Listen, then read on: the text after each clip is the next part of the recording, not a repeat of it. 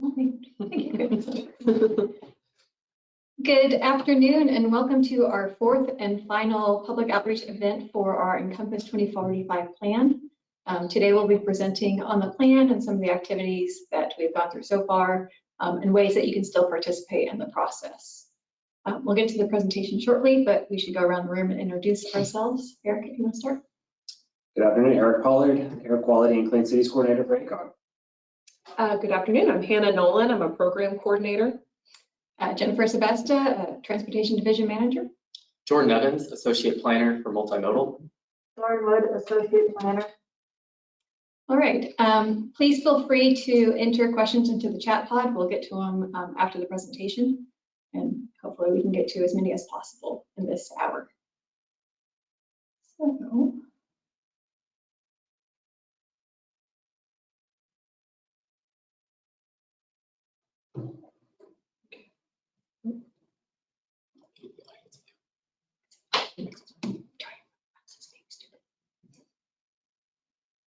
So, all right.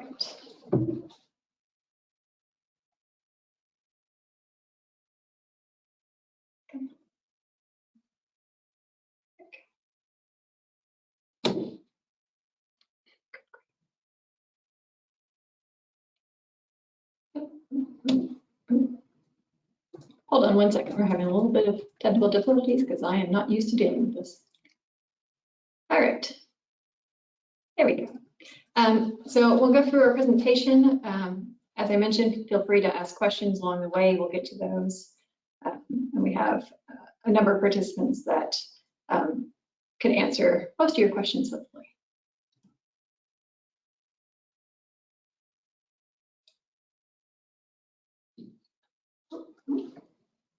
There we go. All right. So just for those who are maybe not quite aware of what ACOG does, just a little background information to get you a little bit more familiar with who we are and what we do.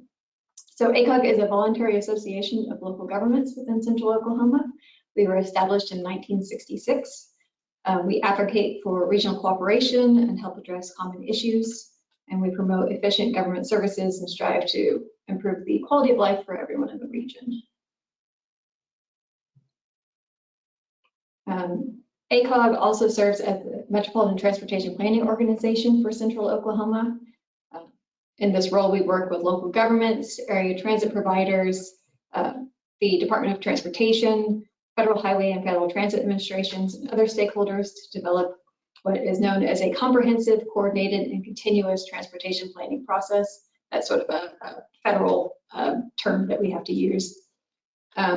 Key functions as the MPO is to identify and evaluate alternative transportation improvement options. We develop long-range transportation plans and implement those plans through short-range programs. And as you can see on the map on your screen, that blue outline is the boundary that we serve and the boundary that we analyzed for this plan.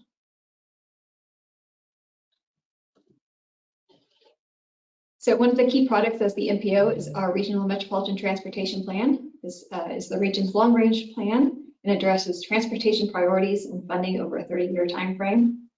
We have to include at least 20 years, but we choose to do 30 years. Our plan is updated every 5 years, and our last one was adopted in 2016. And we'll mention a little bit later in the presentation about air quality non-attainment. Should we ever go into that, then our plan will be updated every 4 years. And this is a plan that is required for all MPOs to receive federal funding. So our current Metropolitan Transportation Plan is known as Encompass 2045. The base year for this plan is 2015, and our forecast year is 2045. This plan includes both policy recommendations and specific projects, which we'll get into in a little bit. The plan also sets goals and objectives, analyzes population and employment data, existing and future transportation networks, and land use scenarios. Encompass 2045 also addresses current and future multimodal transportation needs while ensuring that the plan is financially constrained, which is essentially saying that we have to be able to show that we can afford the projects in the plan.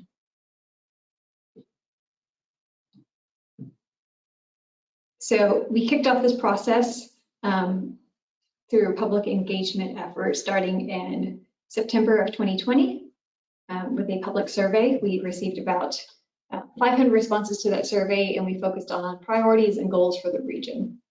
We also developed a stakeholder advisory group, or what we call the SAG, and it consists of representatives of city and county governments, state and federal agencies, advocacy and transportation mode groups, private businesses, and the public.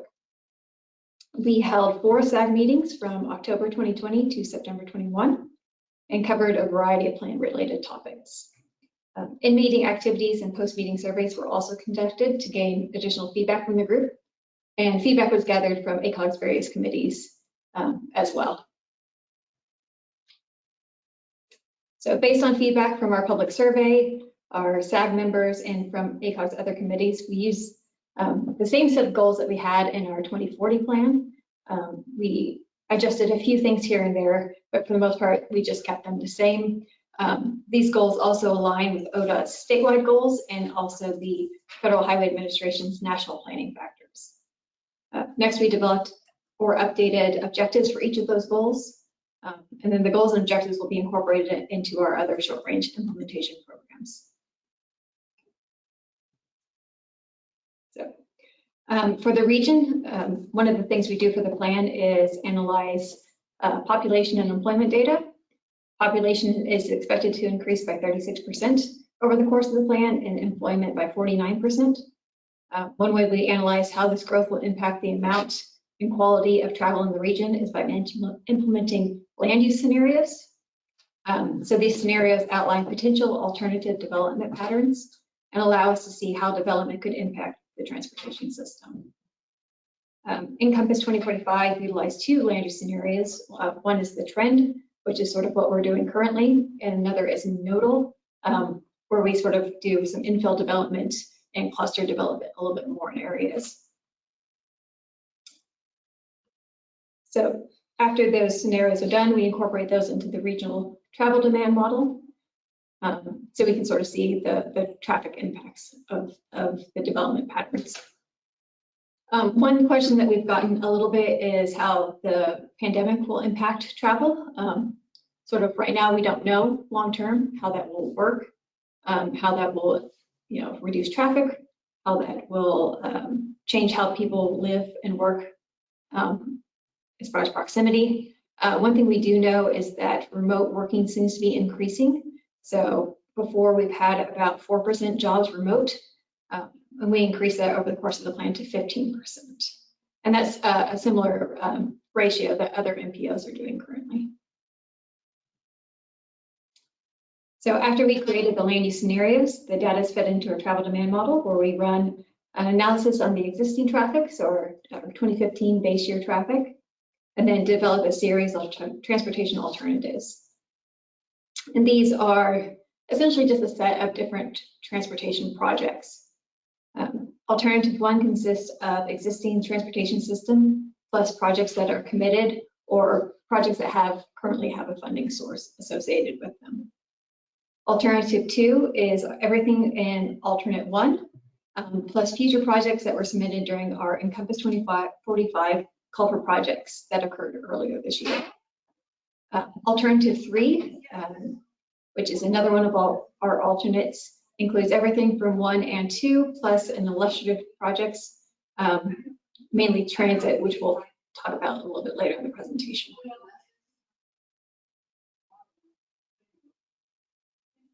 So just to get you a little bit more familiar with alternate 2, so these are the projects that were submitted for our call for projects. You can see a number of bike ped projects, widenings. We do have some road diets and some reconstruction projects as well.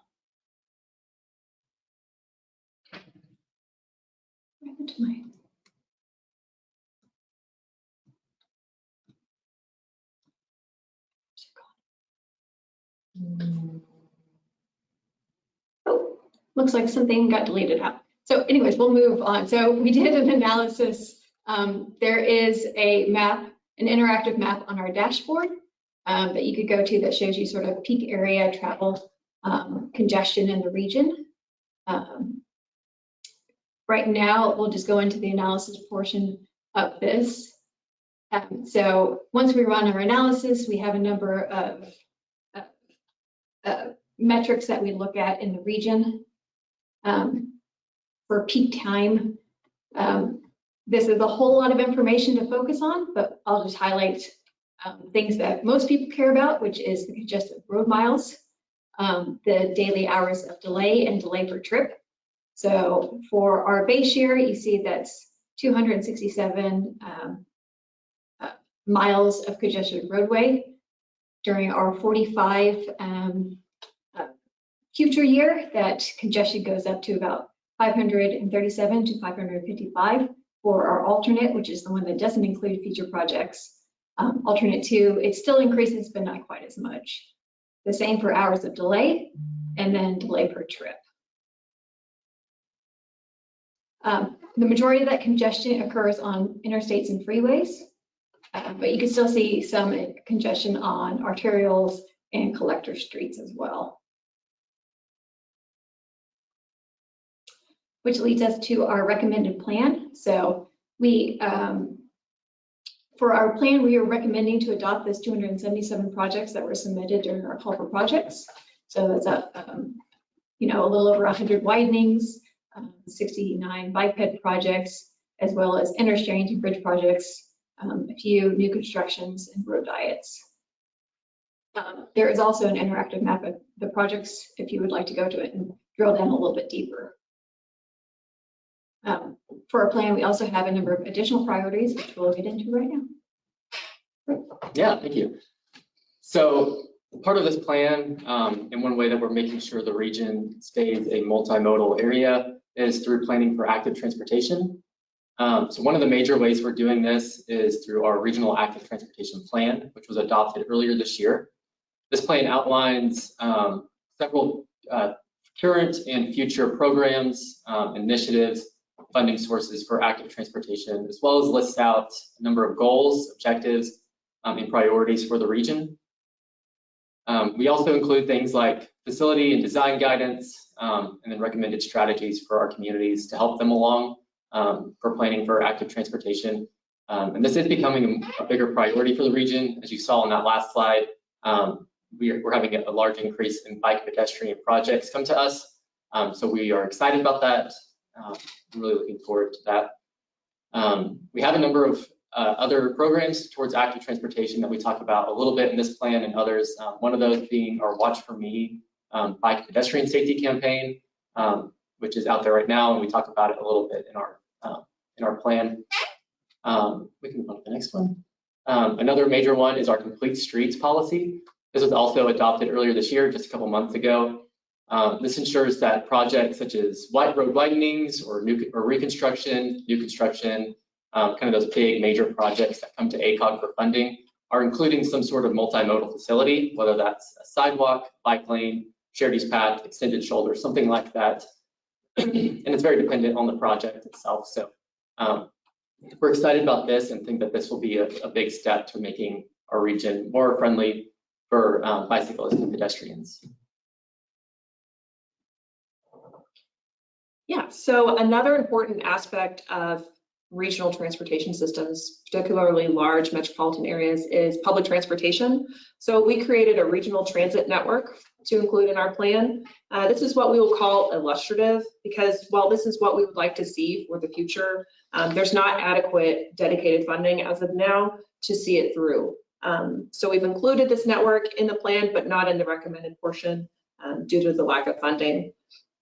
The map on your screen shows this regional transit network, which includes the existing transit network as it is today, near-term projects that will be completed in the next few years, such as the Northwest Bus Rapid Transit project. Commuter rail facilities are also included on this map as proposed by the 2015 Commuter Corridor Study and what the Regional Transportation Authority of Central Oklahoma is studying right now. They're doing an update on that study. We've also included an expanded bus system as well as demand response transit service that will connect all of the cities in our region, even the smaller cities, to try to get more transit access throughout the region.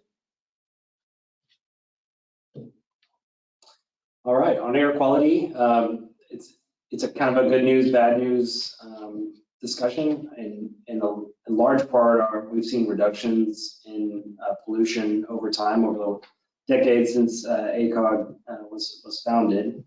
But we still have a number of days where we have higher concentrations of pollution. So our role is to inform the public of when those days are happening and plan for additional air quality improvements. So a couple of years ago, we were getting very close to violating the ozone standard. And so at ACOG, we took on this cost of non-attainment study and working with a number of our regional partners to look at and prepare for the potential for us going into non-attainment, which would bring on a number of new regulatory and planning requirements for both ACOG and a lot of our partners in the region. That study should be coming out in the next few weeks and will identify between 9 and 15 billion in costs to the region over the next 20 to 30 years. So it solidifies our need to look at additional air quality improvement. So some of the things we do on a day-to-day basis here at ACOG, and sort of the backbone of what we've done over a number of years, is our Ozone Alert Day program, working with DEQ to know when we're going to have higher concentrations of ozone pollution, informing the public, especially those folks with respiratory issues. You know, 1 in 10 Oklahomans have asthma, including Oklahoma kids. And so we need to get that information to those folks so they can prepare for those days, and that us as members of the public can take action to reduce emissions on those days. We also have 2 grant programs here that fund directly projects that improve air quality, both our small grant program, which is focused on reducing those single occupancy vehicle travel trips, both through transit and bike ped. And then our public fleet grant program, which helps our public fleets across the region replace older gasoline and diesel vehicles with new alternative fuel and electric vehicles. So we've got a number of our larger fleets in the region transitioning to those fuels. I know we have Chip Nolan on the call with Embark, and they're approaching over 50% of their vehicles going to CNG or electric or hybrid. And we see a number of fleets moving in that direction. Our Ozone Advanced program is a comprehensive overview of our emissions reduction projects across the region, so we can kind of get a baseline of what we're doing. And then we're looking towards doing some regional planning efforts specifically around air quality to see where specifically we can look for additional emissions reductions. And of course, transit, bike ped, these are all sort of our first line when it comes to improving our air quality, and which is core to our planning efforts here at ACOG. So aside from bike ped, transit, and air quality, we recommend a focus on regional intelligent transportation systems and congestion management strategies to alleviate congestion and increase traffic flow in the region. Many of these strategies can be more cost effective than a widening project for a roadway. So we definitely encourage those in addition to other projects. Another thing that we like to support here, as Eric mentioned, is electric vehicle charging network. We continue to plan for connected and autonomous vehicles, micromobility, and other emerging transportation options for Central Oklahomans. As I mentioned earlier in the plan, our plan has to be early in the presentation, our plan has to be financially constrained. So we have to show that we can afford all the projects that are included. So what we do is perform a financial plan analysis. Right now, our plan is anticipated to cost more than $10 billion, a billion with a B. The majority of that cost is for maintenance of projects. We also have 26% for the construction of those projects that were included. We also perform a impacts analysis for the plan to show that we are not disproportionately having an impact on social, economic, or environmental issues. But we do want to stress that this is not in replace of the NEPA process for individual projects. This is just a broad regional analysis. Next on the list is the adoption of the plan. So this is anticipated to occur November 18th at our board meeting. In the meantime, we are having events like this in our public involvement process. We have a few things left that you could do to help out with, which Hannah will discuss in a second. There is a draft plan policy or document on our website for your review. The public comment period is still open, and there's some resources on the screen that you can visit. Hannah. Sure. You may have noticed we've been posting a lot on social media, so follow us on Facebook, Twitter, Instagram. The recording of this event will also be posted on our YouTube channel. So please share our posts on social media. The big thing we're trying to push right now is our second public survey. So like Jennifer mentioned, we had one public survey at the end of last year, got over 500 responses. Now we're kind of bookending that whole process and doing a second public survey. It's open right now. The link can be found on our website, social media. We'll also post it in the chat, so you can just click on it right there. It's really short. Please fill it out and share it. And then, like Jennifer mentioned as well, public comment period is open right now for the public, for the plan summary, and that will end November 12th. Thank you. So are there any questions on what we discussed today? Oh, we're going to go to Mentimeter. Yeah, escape. We do not currently have any questions in the chat, but we'd love to field those there and answer those if we can.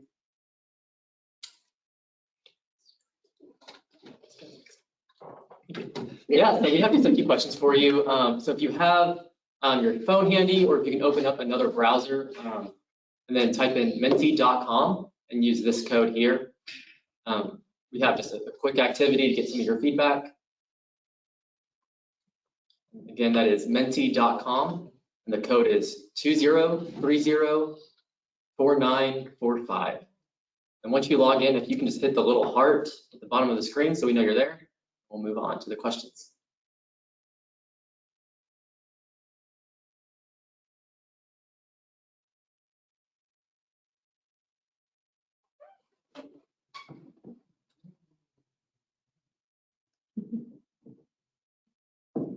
Yeah, a couple more seconds, get logged in.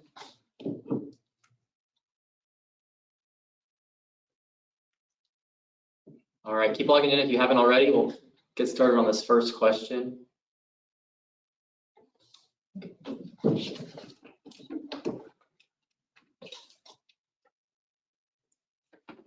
So our first question, pretty straightforward. How long is your current commute to work or school?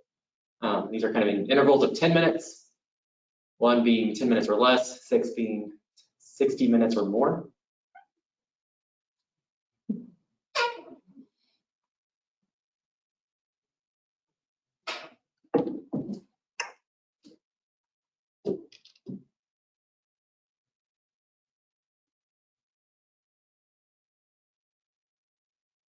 Just coming in, looks like all right around 20 minutes so far.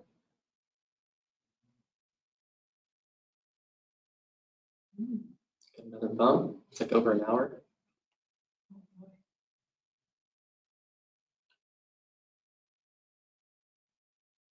One around 20 minutes.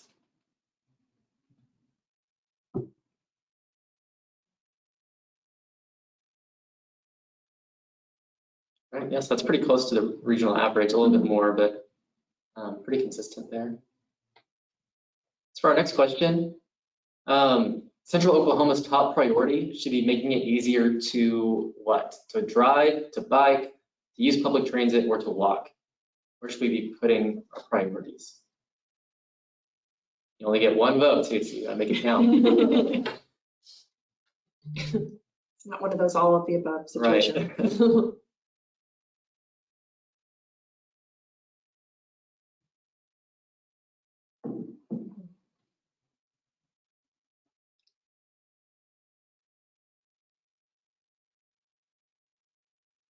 We're pretty split between public transit and driving so far. Another public transit. Some walking in there. Good to see.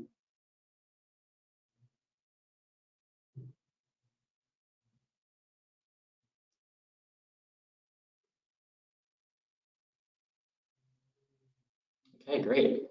Let's get on to the next one. On a scale of 1 to 5, how should we be prioritizing the following in central Oklahoma? So bike lanes, sidewalks, public transit, road maintenance, travel time, community health, and transportation safety. So on each of those, you should be able to give those a score of 1 to 5 based off low priority or high priority.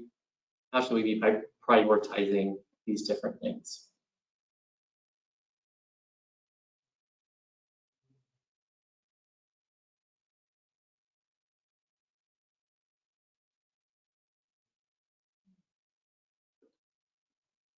This one takes a little longer. Yeah, this one's a little bit longer. It's a long question.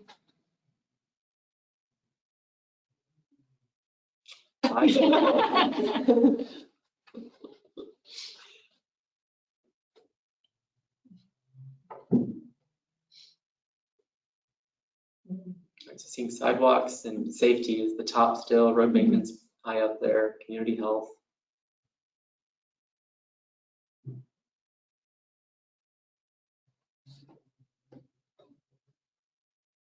So we're still kind of seeing the road maintenance, safety, sidewalks pulling ahead, community health right up there. Great, yeah, that's good to see. All right, and then our final one is asking, in terms of transportation specifically, what should our region be prioritizing going forward? So it's kind of an open-ended one. Just type in what you think we should be prioritizing.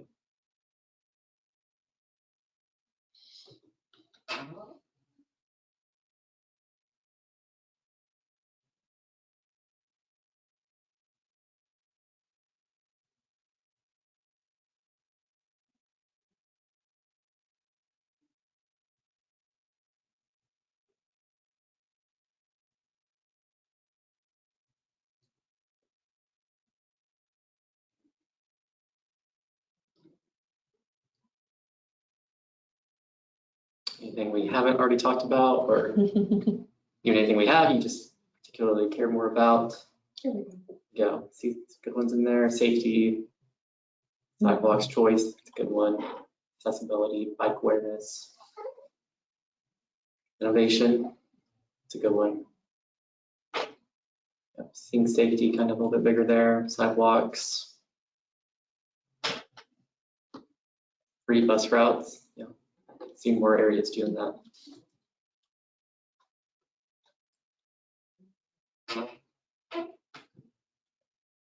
Mobility, electrified.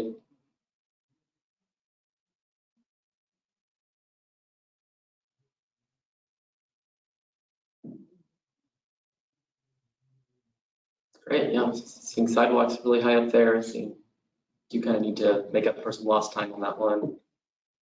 Safety, mobility, once they're pulling ahead. Transit. Street maintenance, multi-use paths, technology, or ITS technology.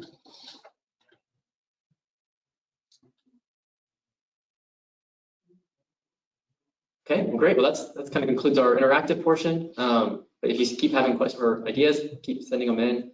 I'll hand it back over to Jennifer. Thank you. So now we'll go to questions. And thank you very much for the feedback. We will include your comments in our document and take them to our board in a couple of weeks. So then we're going to go to questions. And I think Hannah mentioned that we have received a few. Yeah.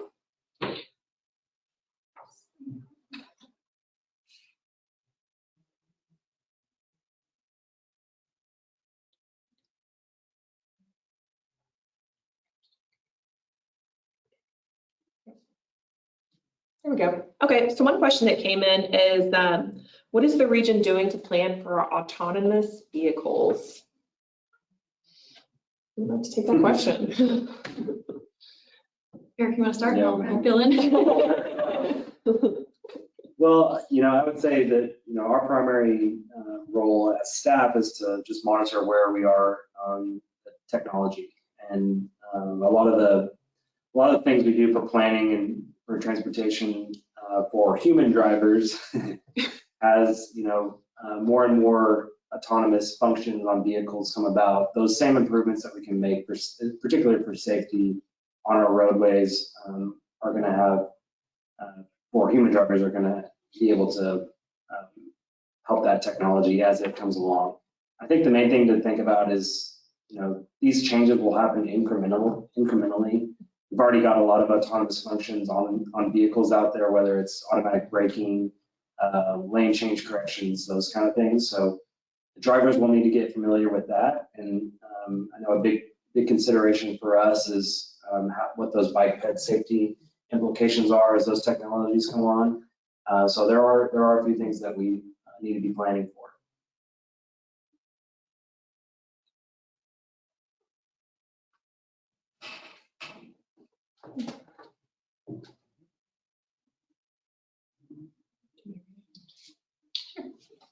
I have a question from a participant. How many non-ACOG staff are on the webinar? Basically, how many people are on the call that are not ACOG staff? Eric, Yeah, I think we've got about 12 folks today join us. And like what Jennifer mentioned earlier, this is our 4th virtual event. We had a Facebook Live event a few weeks ago. We had a couple of Twitter Live events, and then we are also on Reddit as well. So this is our 4th and final event. Yes, and the first one that we've had during the day. So yeah, we're getting a different crowd today than we have gotten on the other ones. All right, another question? Sure. What is the region doing to protect people walking and biking for transportation? Yeah, I can take that one. So I talked a little bit about the Watch for Me safety campaign. We partnered with the Oklahoma Highway Safety Office and the City of Oklahoma City to update that campaign, which Oklahoma City had started back in 2015. So we've contracted out with a media company and to help us spread this message, but essentially it's about raising awareness for bicyclists and pedestrians on the road, educating motorists of their responsibility too, and sort of how we can share the road and keep all users safe, especially vulnerable road users, which we've seen an increase in pedestrian fatalities in recent years, especially last year, which we think with fewer cars on the road, people were being a little more, or driving a little more risky or higher speeds. So that's not great to see, and we're trying to reverse that trend. So that's one thing. And we talked about our Complete Streets policy and some of the infrastructure improvements we're working towards. We're continuing to put money to that. We're hoping to see some more funds with this new transportation bill that can kind of bolster what we're doing already. That's a quick overview, I guess. Thank you. Do you have any more questions? Sure, here's another one. When is the region going to be getting commuter trains? Oh, that is a very good question. I will say the Regional Transportation Authority, the RTA of Central Oklahoma, is working on this. If you haven't heard about the RTA, they were set up in 2019. They have a board of directors, they meet monthly, and their big project right now is updating their alternatives analysis study. So I mentioned the 2015 commuter corridor study, that's one and the same. That's when commuter rail, the need for commuter rail was first identified, well, not first identified, but the corridors were identified. And they're updating that study right now, looking again at commuter trains from Edmond to Norman, and then some sort of high capacity transit from Oklahoma City to Midwest City. So it'll happen someday. We're not sure. It's a long range project. And the thing is, it also requires a substantial investment from both cities as well as federal grants. So the money needs to be found, and then it'll be a long process. But definitely believe that commuter rail is in our future at some point. And I think it all comes down to money, Yep. which a lot of these projects do. So the sooner there is more money to fund transit, I think the sooner it will occur.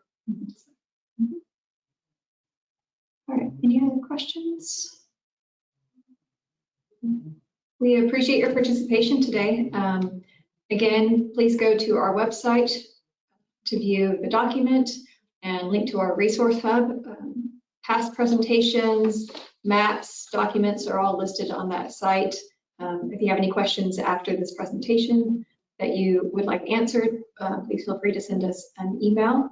You can email us individually or reach out to transportation@ahogok.org, and we'll try to get back to you as soon as possible. We will also be at Edmonds Mobility Fair tomorrow, if you'd like to stop by and meet with us then or ask us any questions. I think that starts at 10 o'clock tomorrow in Edmond. Jennifer, we did have one more question come Okay. in about freight. Oh, goodness.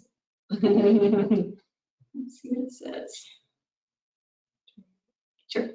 With the talk of new mega warehouses near I-240 and so forth, is there a thought to railroad freight movement improvements? Does the region's local funding pertain to that? So there are some freight movements in the works. BNSF has purchased some additional land around that area for expansion. They'll be doing some roll-on, roll-off type facilities, some storage facilities in the area for freight movement. We just worked with ODOT and Federal Highway Administration on a freight survey. So it's a sort of a once every 5-year survey that we do for the region to sort of give any improvements that we've had recently. And then ODOT will be working on their freight plan shortly, I believe.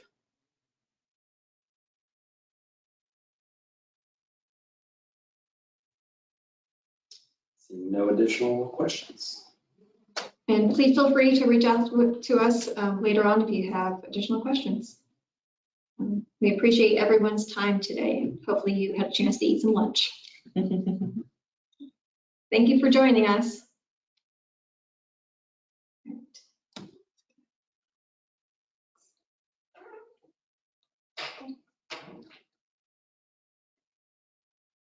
Have a good rest of your day.